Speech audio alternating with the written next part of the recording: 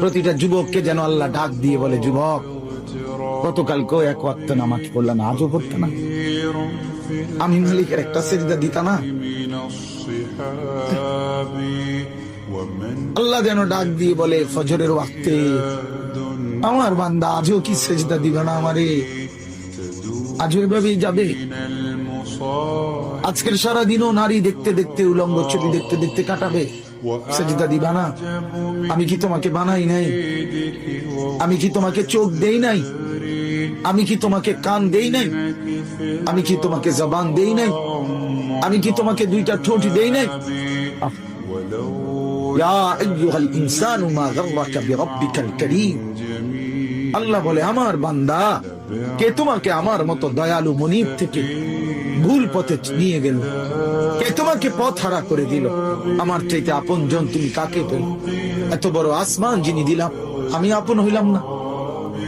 এত বড় জমিন যে দিলাম, আমি আপন হইতে পারলাম না? প্রতিদিন তোমার চোখে ঘুম পাড়ায় দেই, আমি সেই মালিক, আমি আপন জন হলাম না?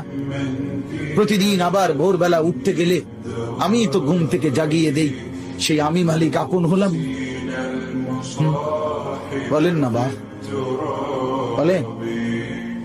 আমার বাপ বলেন, একজন যুবক, ভাইয়া তুমি ভাবো, তুমি ডানে বামে তাকাইও না, দয়া করে অনুরোধ। আরেকজনের দিকে তাকে, তুমি ভাবো, তুমি ভাবো, একা ভাবো, একা একজন ভাবো, একজন। তুমি ভাবো দোস্ত, ডানে বামে তুমি দেখো না। তুমি ভাবো মালিক তোমার কাছে কি একটা সেজদা পায় না? আজ কতদিন হয় ছেলেরা, এইখানে তো অনেক ছেলে, আমি তো চেহারা দেখলেই বোঝা যায়, কতদিন হয় ফজরের নামাজ পড়ো না ভাইয়া? বলো তো, বলো না বাপ। মালিকের চেনো না আজ কতদিন? আফা আমিনা আহলুল কুরা আন ইয়াতিয়াহুম বাসুনা বায়াতাও ওয়া হুম নাঈমুন।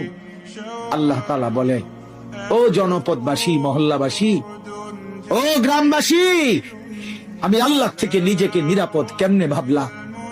আমি আল্লাহ তো চাইলে ঘুমন্ত অবস্থায় আযাব দিয়ে ধ্বংস করে দিত, জানো তুমি?